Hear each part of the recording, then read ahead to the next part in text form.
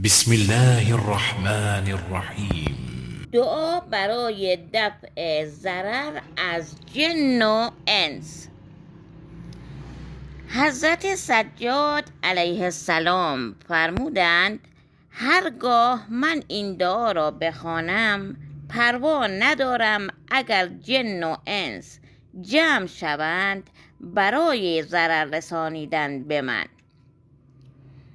دعا این است: بسم الله و بالله و من الله و فی الله و سبیل الله.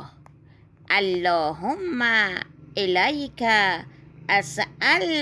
اسلمت نفسی و الیک وجهت وجهی و الیک فوضت امری واحفظنی بحفظ الایمان من بین یدی و من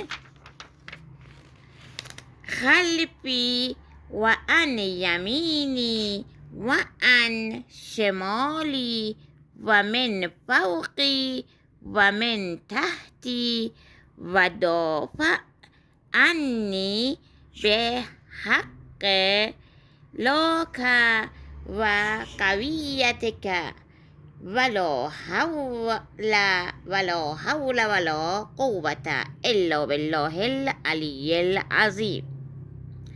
تا درمان با قرآنی دیگر، خدا نگهدار.